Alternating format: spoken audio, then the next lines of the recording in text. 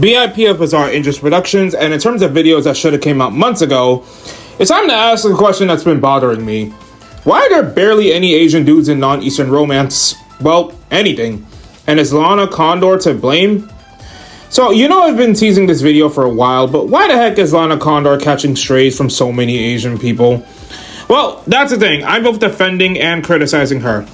So basically, for her movie To All the Boys I Loved Before film series adapting the book, she and the author Jenny Han were talking about the film adaptation with a cut for an interview. In the interview, Lana talks about how white leads get roles in romantic comedies and her pain of going into casting rooms where she gets rejected because she gets told she was right for the role or wasn't right for the role, and then she watches the movie and sees that everyone was white, her being adopted because, in her words, in her eyes, To All the Boys, it's not an Asian rom-com, but a story about a girl who just happens to be Asian and that women of color are just treated as normal people. Because her author also said for some reason people don't think Asians fall in love, which I definitely understand and sympathize with. Rom-coms are about people falling in love. No race or gender should be excluded from that. Then they point out some people online made this argument that none of Laura Jean's crushes were Asian, and she points out that she has a boyfriend in real life who's Cuban but light-skinned, and it made a question if Asian people are telling her that she can only be of her race, and it could promote tribalism.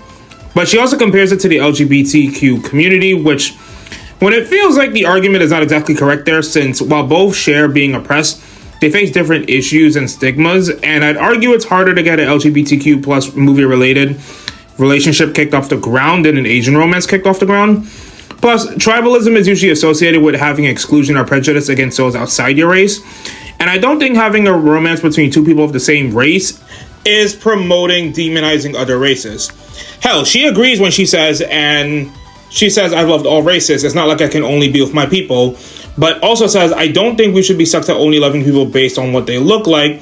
The fans are really happy. Noah's everything they thought Peter Kavinsky is. That's who we're trying to please at the end of the day. I agree in the sense that Laura Jean was white in the books. Where I disagree is that where she says Noah's everything they thought Peter would be like. Like, we're saying we shouldn't show that people can only be what they look like. But we're also saying we're trying to please people, but also trying to prove that Asians can't fall in love. It feels weird to say that for only the women, but not the men. She also says, I think it also would have been strange if they randomly made one of the characters Asian just because. And the response was, they made Asians the other, a separate group that can only hang out with each other. Of course, there's a demand for Asian male romantic leads. And Jenny Han also said the same thing too. There are so many stories. But then looking back on this, why not just cast one of her love interests as Asian men? We were willing to change Laura's ethnicity, but not Peter's. Why? That's no shade to Noah Centineo, but even if he didn't do this film, he's been in other romantic comedies. Sierra Burgess, Swiped, The Perfect Date. Like, his career-wise, he would have been fine compared to how Lana started out. So, I'll talk about the author for this video later, but Lana Condor has also been criticized because in almost every TV show or film she's been involved with that involves romance, everyone accuses her character of only dating white dudes, and do I agree? Yes and no. Patriots Day was a true crime film dramatizing the Boston Marathon bombings, and Sean Collier's relationship with Lee, Lana's actress role, wasn't even something that happened in reality. They just did it as a way to show the good relationship he had with the student body, because Sean Collier was actually a real-life officer who was also murdered in the Boston Marathon. Lana's character just served to make their romance a tragedy so audiences empathize with him more, which you could argue isn't a good thing either, just using her as a prop. I see it unnecessary, but she's not the star of the film, but let's just move on. Her character didn't date anyone in X-Men Apocalypse or Alita Battle Angel, but moving on to Summer Night, her character Lexi does have a love interest in Rabbit, and they struggle to talk to each other throughout the movie because of his uncertainty before they talk near the end, but they admit that they want each other and then kiss. So, okay, 2. She has the To All the Boys trilogy, but I only count that as one series of films, so that's 1 for the price of 3. Then there's Moonshot, where her character and Cole Sprouse' character ends up in a relationship. And I remember a lot of people giving that movie crap because his character was kind of toxic and entitled. Plus, you never want to feel like you're being used by someone. But then there's Ruby Gillman, Teenage Kraken, the animated movie, where her love interest is Connor, who is coded, colored, and portrayed by a black guy. And also one people didn't like because they preferred to ship her with the main antagonist of the film / obvious false friend, only for that to backfire when they learned their age, being way bigger in terms of age gaps. Though some have argued that Connor just needed more screen time and felt more wasted. But hey, Lana Condor was in a movie where her love interest was not white for once. Hell, in High School Lover, she doesn't even have a love interest. She was best friends to the one getting groomed.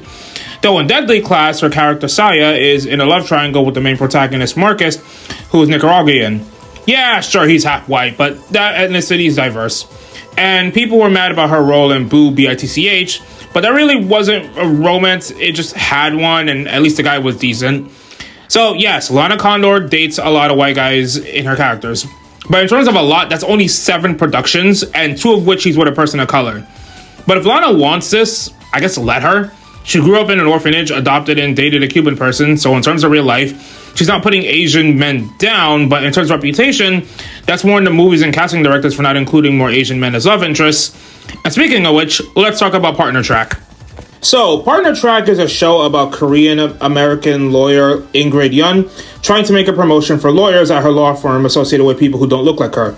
It talks about microaggressions, preventing women and non-white individuals from those being taken seriously by those in power, some of her co-workers mocking discriminatory behavior and getting away with it, and some critics pointed out that Arden Cho, Ingrid's actress, was breaking stereotypes instead of just being the sexy vixen or the nerdy friend. However, people did criticize the show since streamlining the rest of the cast with a black gay friend and a white woman fun, which is what eluxic.org argued in their article. But one thing that was actually criticized universally was that, just like To All the Boys I Loved Before, Partner Track doesn't have Asian male love interests. I didn't talk about it earlier, but Lana Condor gets a lot of flack for this. But the article notes that putting Asian women with white love interests plays into white superiority by portraying that only white men are deemed desirable, thus reinforcing racism against Asians. I half agree because I don't have a problem with interracial relationships, but it gets weird when you realize that between the genders, one gets ignored and that ignorance kind of prevents the whole racially diverse goal if you're excluding members of certain races. In fact, one Represents Asian Project's writer, Samantha Louie, even asks where or why aren't there more Asian couples on screen since Ingrid's fighting over 2 white men, and we agree there's nothing wrong with that inherently. But given after 2020, the Asian community has had to tackle racism that, let's be honest, has always been there, but has to tackle that with racism and violence and pandemic escalated. Partner Track, To All the Boys I've Loved Before, heck, even The Summer I Turned Pretty, another series based on books by Jenny Han, all became viral hits and the second watch show on Netflix respectively. Yet all 3 series so far put their white male love interest in place of men of color. And it's not like people haven't noticed. Like, seriously, Jordan Fisher's charisma was great. Has he ever been the endgame love interest for any character? No, I'm not talking about him because every time in a video I explore the struggles of either black or Asian people, someone always says, I should be talking about the other group despite me explaining how every time how both groups are affected by multiple factors. It's almost like systematic issues when it comes to treating race better in the media industry isn't exclusive to just one group. Before I talk about Jenny Han, I will note that the author of this article mentioned that Ingrid did have a potential love interest, Zizun, dubbed Z, played by Desmond Chian, an environmental activist whose father comes to Ingrid's law firm to strike a high-stakes deal. Most people agree that they should have fell in love. He's sexy, smart, constantly challenges Ingrid on her morals, and most people and fans wanted the relationship to pay off. Even Desmond said in an interview he considered the relationship a long game. For a potential second season, that would allow the series to have like step 2, which hopefully would lead to Partner Track Season 2 canceled on Netflix. Man, Romances of Color can't have anything, can they? But Jenny Han made changes to both screen adaptations of her stories so characters would be more diverse, yet faced criticism for not including an Asian male love interest in her stories. She did approach this criticism claiming, I share that frustration of wanting to see more Asian American men in media. For this, all I can say is that this is a story I wrote. But alongside Samantha, I find it weird Han doesn't really we're just making media that promotes white guys as the default when you got an opportunity to give young men and males of color an opportunity, including that of your own background who shares those issues. I talked about this before in the Bachelor and Big Brother videos, but thanks to a lot of bad faith actors on the internet, some Asian women are treated as a better alternative and a submissive option for men, when in real life, a lot of Asian women have talked about how it's hard for them to date because some are seen as less desirable and are just barely valued as human, which is so sad when you think about it, especially given to what happened on Jen's season of The Bachelorette. What I didn't mention is that Asian men did the worst on dating apps, with research published in 2014 by Christian Rudder, the co-founder of iCupid, showed that Asian men are the least desirable racial group to women, and while their perception has gotten better, if we had more Asian male representation in media, maybe that would be improved, but is Jenny Han really to blame? Well, that's the thing. People have asked before, why do authors of color like Jenny Han write love interests that aren't white and sometimes even books with non-white protagonists? Easy and complex. Expectations. Author Caitlin Barron, the author of Cinderella is Dead, received an email about adding white characters to make her stories more relatable. The message said, "I love Cinderella is Dead. Please don't take this the wrong way because I'm only trying to help, but I've been reading YA for 10 years and I wanted to reach out to you to tell you that I believe in this book so much, but it could be doing better if you made it more relatable. Something you should know about YA is that people like new things, LGBTQ, yay, but they need to do it in a way that doesn't make people feel bad. You have two black girls as the main characters, and I think that's so good for people to see, but it's new and they're not used to it. If you make one of them white people, more people want to read it and you will do so much better, I promise. Look at other books in YA. The ones that have a black character also have white love interests. That really makes people feel like it's real and they can relate. I want you to have that kind of success that other books can have because you are a great writer. I hope you take my advice and I hope your next book will be a big hit." And I do remember that this is not even the first time this has happened to an Asian movie originating from a novel. Float was a book written on Wattpad by Kate Marchant, which ended up being directed in by an Asian film director named Sharon Lee, would star Andrea Bang as Waverly, who studies a summer starting university with her in the coastal beach town of Holden based on Tofino, and gets in a romance with the lifeguard Blake, played by Arrow, and Flash's Robbie Amell. She wasn't originally described as being born of Asian ancestry, but Lee chose to write the film adaptation that way to draw on some of her own cultural background. And putting a popular C to B-list actor that's both safe for white audiences, but also pretty recognizable to familiar faces, would at least get people paying attention to it. And heck, most authors of colors were told to not to make their male main character non-white. The author of Dork Diaries is a black woman, and I feel like most people don't know that because her main character is white. The author, Rachel Renee Russell, said it herself. If you have a character of a different race, your book tends to get put in a category that isn't mainstream. And we wanted something to appeal to everyone. It sucks, but that's the sad reality for some authors of color.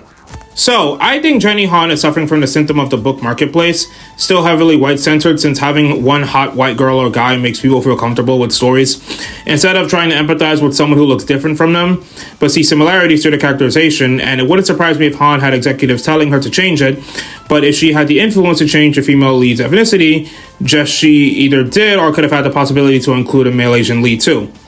Plus, Samantha wrote, "To this day, I have Asian friends who tell me that they would never date an Asian man because they don't find him attractive. And admits they were like that until they were shaped by too many media playing into the emasculation of Asian men in media and movies, or just the lack of them. They're either desexualized, playing quiet nerds, sidekicks, villains, and or punchlines." And I agree with the fact that the media can have that negative impact, but there's a problem that's been bothering me. Who is gassing up in all your ears that Asian men aren't attractive? Jet Li in his prime, Steven Yeun, Simu Liu, Yoshi Sudarso, Peter Sudarso, Ryan Potter, Ki-Hung Lee, Darren Criss, Henry Golding, Desmond Chiam, Daniel De Kim, Leonardo Nam, Archie Kao, Ludi Liu, Jason Chan, Harry Shum, Godfrey Gao, B.D. Wong, Dev Patel, Charles Melton, Yang Ye, Justin Min, Justin Chong, Jacob Batalon, Jazz Badawala, Ross Butler. Like, guys, come on, it took me less than an hour to prove that wrong, and I didn't even need to bring up people born in Korea or Japan. I mean, I watch K-dramas now with J-dramas, especially from my tokusatsu brethren. Trust me, Hollywood, Netflix, whoever, they got plenty to work with, and yeah, we need to get them more jobs in the industry too. And I'm sure there's plenty of attractive Asian Americans out there, but people won't cast them for some weird reason. I said before in my Big Brother and The Bachelor contestants videos that Asian men weren't always treated that well before on the show in terms of representation, screen time, and focus. Like, the first Asian American Bachelor was Jen, and you only cast one Asian person off from the season because you didn't want to wait before you made the announcement to start casting, or do what was done with Matt's season and go for a variety of women with more than just two men claiming that they weren't even there for her. And while Big Brother is better in the representation, that regard, well, the only showman's involved one that didn't end well. Let's just hope that Big Brother 27 will actually have more than just 2 to 3 Asian contestants like they usually do. Especially since Kimo was a fan favorite and Matt was a rather explosive first boot.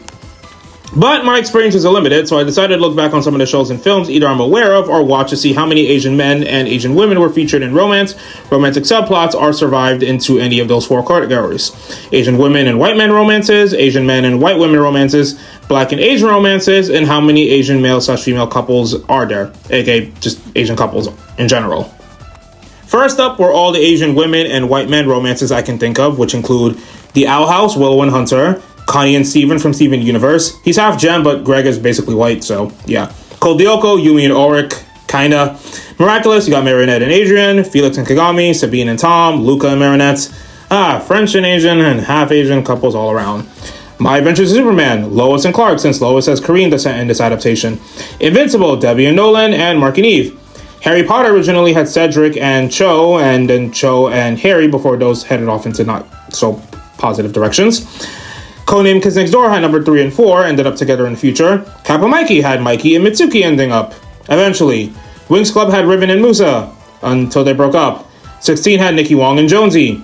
Pen Zero had Pen and Sashi, though I still have very weird feelings in that relationship in the first place because it just kind of came out of nowhere in the finale. Semantics.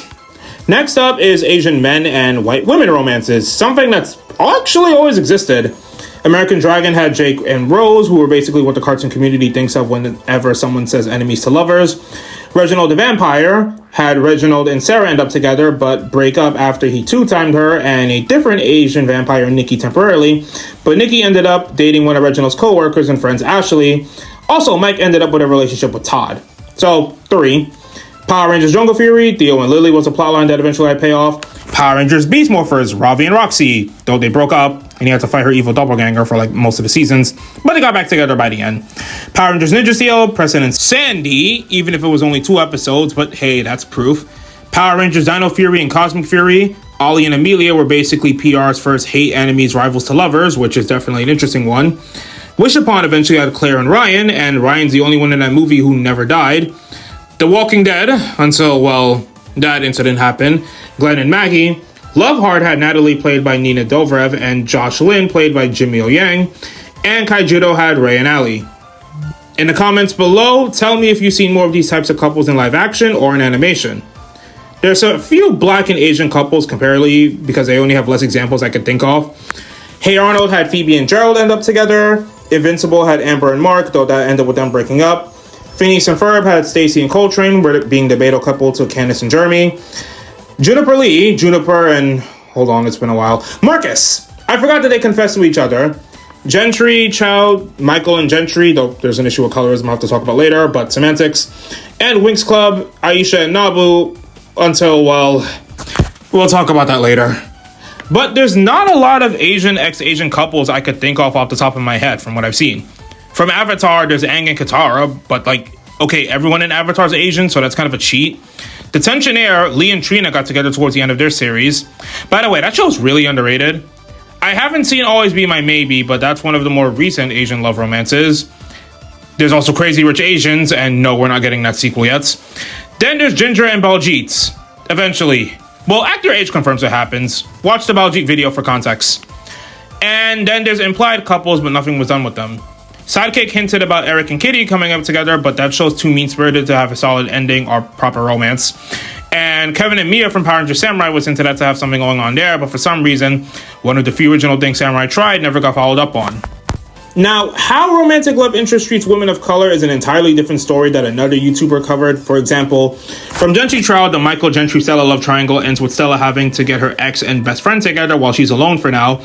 In Arcane, Sky gets murked as Victor's love interest. In Spectacular Spider-Man, Liz and Peter don't work out because he dumps her for Gwen, despite her just being forward and honest about their relationship.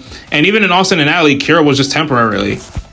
But when it comes to Asian people in these romances, it's not like the reception to these relationships have either been positive or have had happy endings within their own canon. In Harry Potter, Cho got to end up with none of her romances working out, and Rowling had to confirm she ends up with someone with no name in a Q&A. In Invincible, Mark and Amber broke up, and now people are split on Mark and Eve as a couple. Apparently, some people hated Connie from Steven Universe, and I have no idea why, and I'm not going to bother wasting time looking into that. Yumi and Ulrich never actually kissed on screen, and even in Season 4 in Evolution, it kind of makes their status as a couple open-ended. People are still mad Katara and Aang ended up together, and while that's a combination of Zutara and people claiming the relationship is Diddy-coded, despite Aang being frozen physically and mentally for over 100 years, the problem with Zutara is a topic we'll have to cover in another video. Also, why do people want Mai to be alone and suffer? You can't even blame the comics. The writer believed her and Zuko would get back together. In the comment section below, for my Avatar viewers, can someone tell me why people want Mai to be alone? And then Nabu is the only central male person in Winx Club who died, while the show can't figure out what to do with Aisha when they're not trying to remove her black skin. Allegedly, they kept it ambiguous to make people believe he would come back, but they never followed through on it before the reboot. So what was the point when almost all of her love interests afterwards are divisive at best, save for the live action one, and they ended with the show cancelled before that can get resolved? In the comment section below, tell me, which of these relationships or characters you think got done dirty? So, what's the overall take of this video that took me way too long to make and put together? I don't know, man. Society's weird, and let's just not pretend attractive Asian men only exist in K-dramas and J-dramas. If we like them over there, let's give the ones born in America chances for love and fiction and representation, you know? Anyway, the trio of Asian-related videos I should have finished back in May is done, and I just hope I can put this all together the night I get the Asian people in porn video done. But you tell me what you thought of this video, leave all your thoughts in the comment section below, and BIP of Bizarre Interest Productions, signing off.